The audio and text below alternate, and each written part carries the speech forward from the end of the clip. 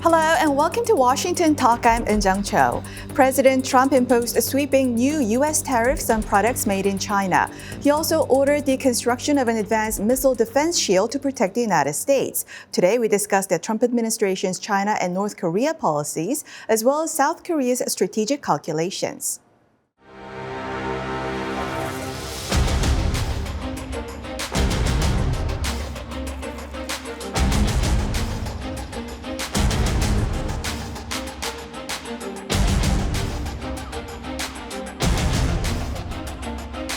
Deficit with China is about $1 trillion. Think of it, $1 trillion. They're using our money to build their military.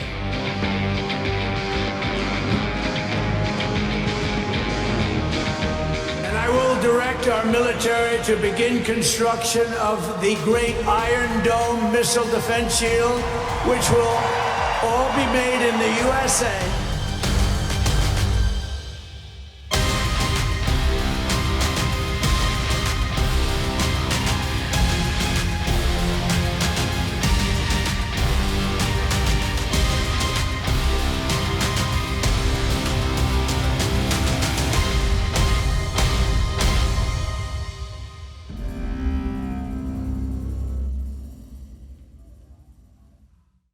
In the studio with me, Mr. Dennis Wilder, professor at Georgetown University. Mr. Wilder was Senior Director for East Asian Affairs at the National Security Council during the George W. Bush administration. Mr. Wilder was CIA's Deputy Assistant Director for East Asia and the Pacific. Also joining us, Mr. Robert Peters, the Nuclear Deterrence and Missile Defense Fellow at the Heritage Foundation. Mr. Peters served as the lead strategist at the Defense Threat Reduction Agency. He was also the Special Advisor for Countering Weapons of Mass Destruction in the Office of the Secretary of Defense. Welcome to the program. Thank you. Thank you. Now, Professor Wilder, Democrats initially criticized the first Trump administration's handling of China, but the Biden administration also took a hard line on China after taking office. How will the second Trump administration's China policy differ from the first Trump administration? And President Trump recently imposed 10% tariffs on Chinese imports. Will there be more pressure on China compared to the Biden administration? Yeah, thank you. I think we already see additional pressure on China. These new 10% tariffs on top of what are overall 25% tariffs on China are really about trying to stop the flow of these very dangerous chemical precursors from China to the United States. Fentanyl, as you may know, kills 90,000 Americans a year. It is the largest killer of Americans between the ages of 18 and 45. The Biden administration engaged in talks with the Chinese on this issue, but really got very little accomplished. There were a few new regulations put out in Beijing, but those were largely ignored. What President Trump is saying to the Chinese is, you have got to cut off this flow. We will not tolerate this any longer.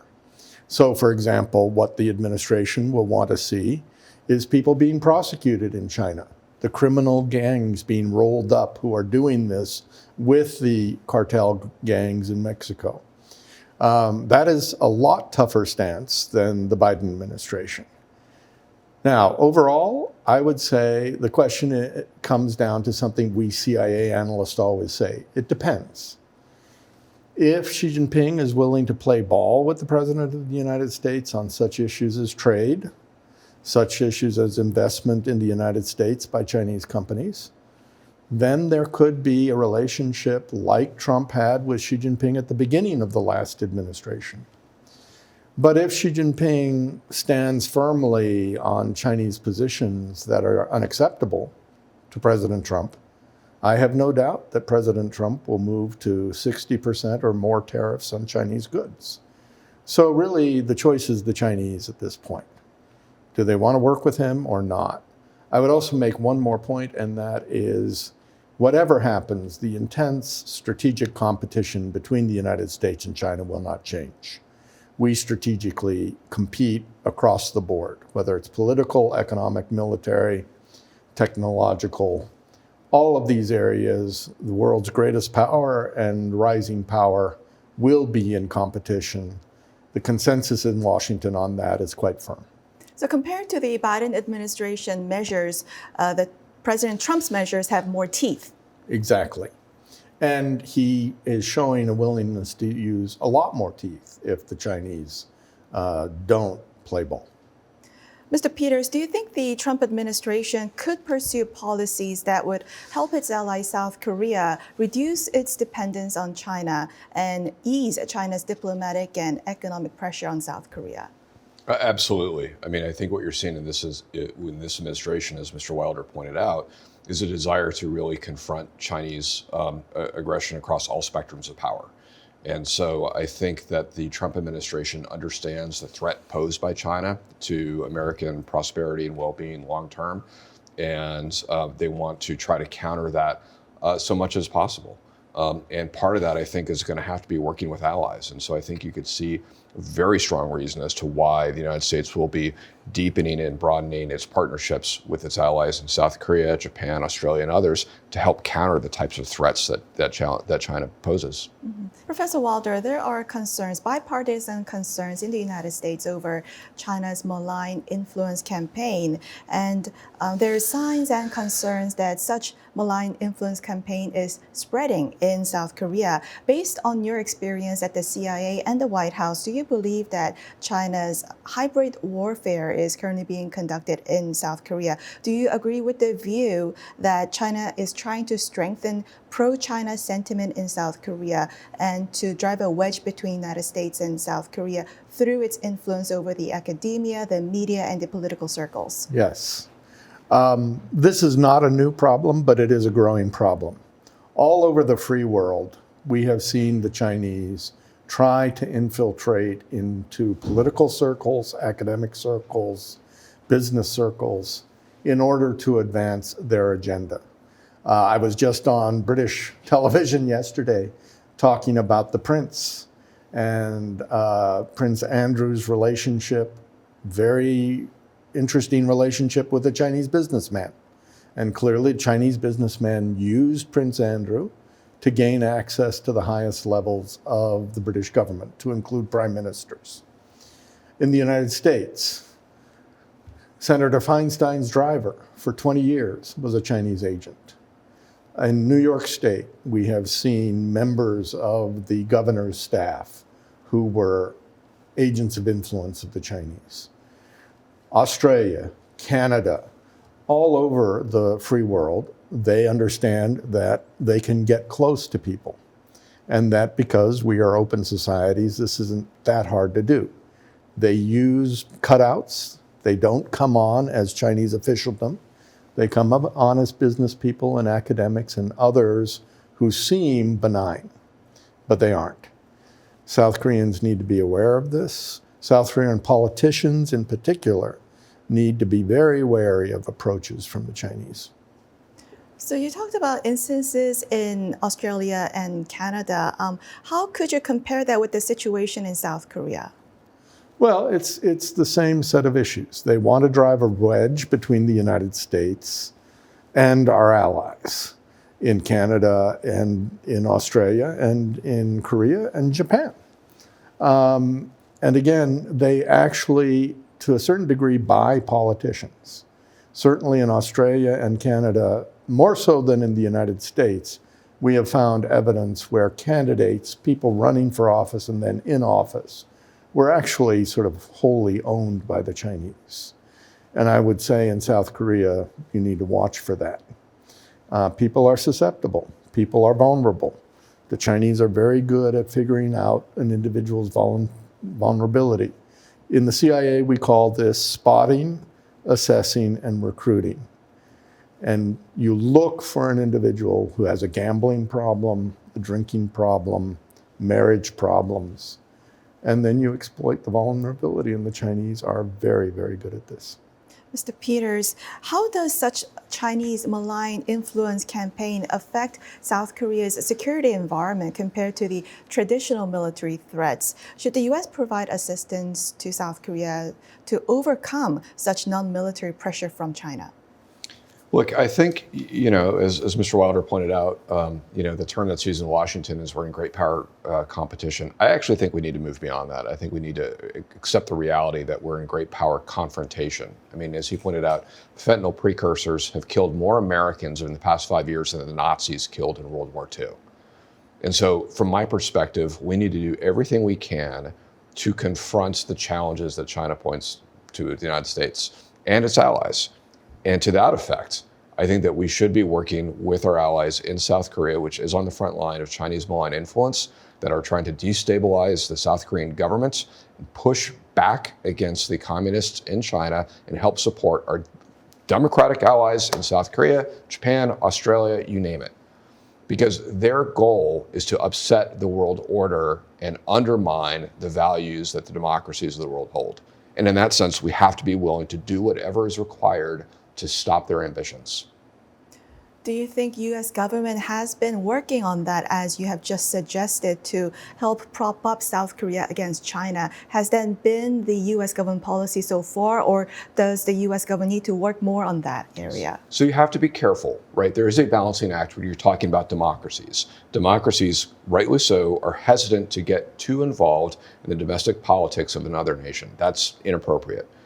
But you can work with civil society to try to increase resilience, work with governments to try to make sure there's transparency, that there's not corruption, that politicians are not being bought, in order to strengthen those democratic ideals. And so is there areas for more collaboration between the two capitals in this area? I would say yes. But you have to be careful when you're talking about democracy so that it doesn't become electoral interference or interference in political parties. Mr. Peters, although the Trump White House said the goal is complete denuclearization of North Korea, President Trump's earlier comment that North Korea is a nuclear power spurred discussions over possible arms control negotiations with North Korea and North Korea's nuclear status. Even if the Trump administration maintains the goal of complete denuclearization, do you think the negotiating style could change from the first Trump administration? In particular, many say that the CVID is no longer realistic. Well, there's a lot to unpack there.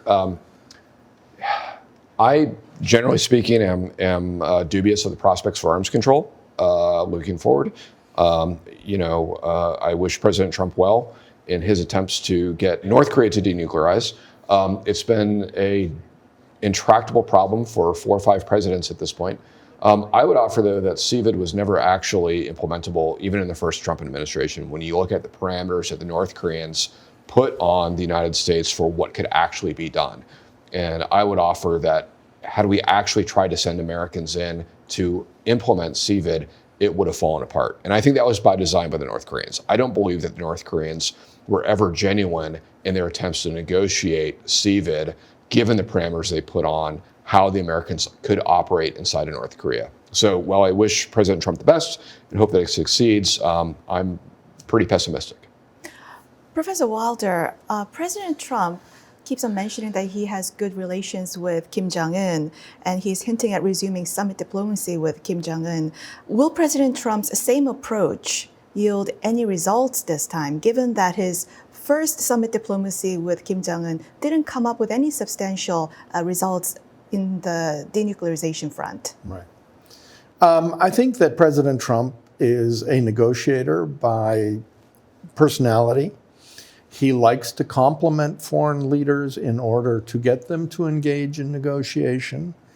So he says these kinds of things as part of, I think, a negotiating tactic. One of the things I would advise our South Korean friends to think about and be careful of is don't overreact to Trump. Trump will come out with bold statements like he did on Gaza this week. They are intended to fire for effect. They're not necessarily absolutes, and you have to be careful of that with Trump. You have to make sure you don't get caught up in the game, because Trump is using very strong language, very bold statements for effect. It doesn't mean that's where he's going to come out in the end. And I think sometimes people take him way too literally, as with Gaza. which is more an attempt to shake up the Middle East situation than it is to build a Riviera on the, in Gaza. Mr. Peters, President Trump, in his executive order Iron Dome for America, ordered to increase and accelerate the provision of U.S. missile defense capabilities to allies and partners. What does this mean to U.S.-South Korea missile defense cooperation and the trilateral U.S.-South Korea-Japan missile defense network?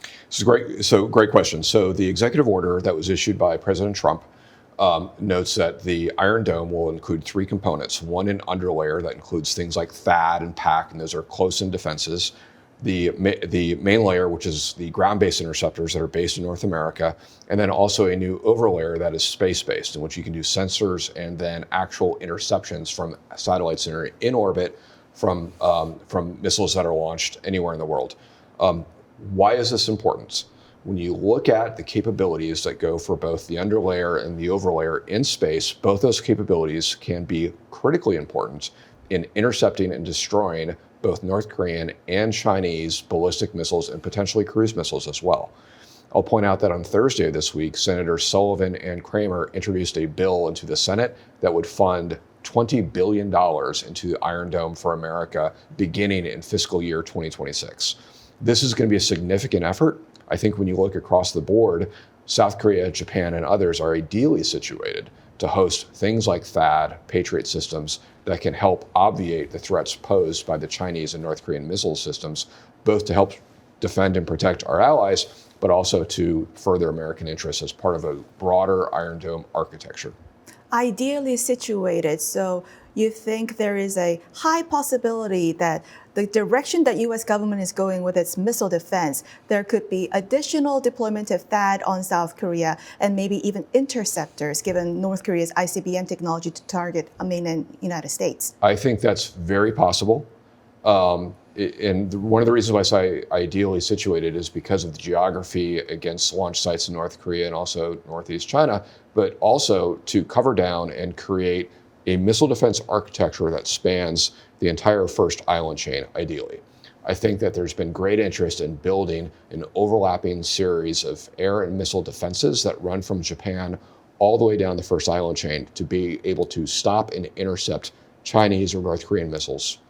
And so when you look at a map, South Korea makes a lot of sense for additional missiles to be deployed. This would require that the United States build additional missile interceptors and then forward deploy them at key nodes. And given the importance of South Korea to overall American posture within the Western Pacific, I think it's a no-brainer that we'll be putting additional interceptors in South Korea in the coming years.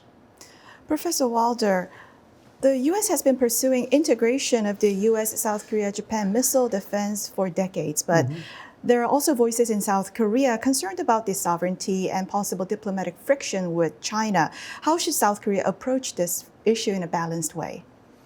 Well, let me be a little undiplomatic at this moment. China is a bully. Xi Jinping is a bully. If you want to know about his bullying, talk to Manila.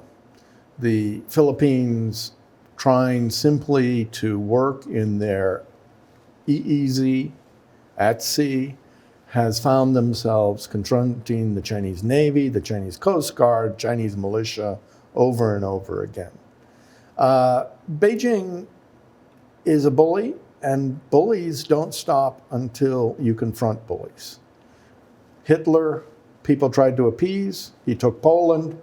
They didn't stop him, and he ended up destroying most of Europe.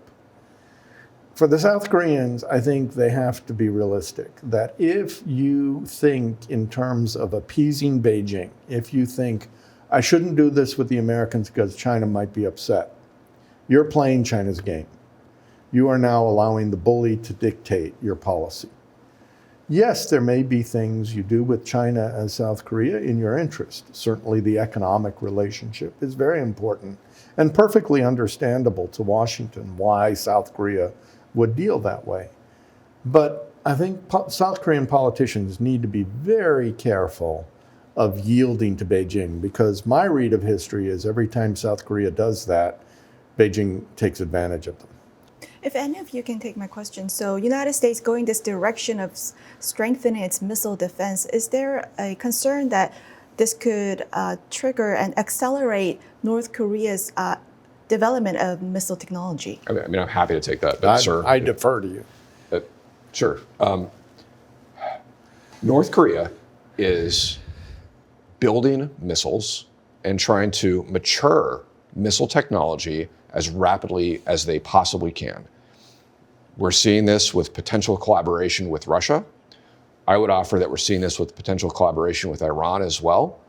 The scope and scale of the missile tests that we're seeing coming out of North Korea indicates that they're trying to build and mature these technologies as fast as they possibly can. China is the largest owner of missiles on the planet, and they continue to try to advance these capabilities. I don't think anything that we do will make them go faster. They're sprinting as hard as they can right now. And we in the West have to take whatever steps are necessary to defend our interests and our citizenry. And if that means building missile defenses, and then the autocrats in Beijing or Pyongyang say, well, that's very provocative. I mean, to me, we should simply say, well, this is the world that you have chosen to pursue. We're reacting to this. And Mr. Peters, UK's Telegraph reports that Iran has been developing long-range nuclear missile with the help of North Korea. The US has confirmed before the cooperation on missile area between Iran and North Korea.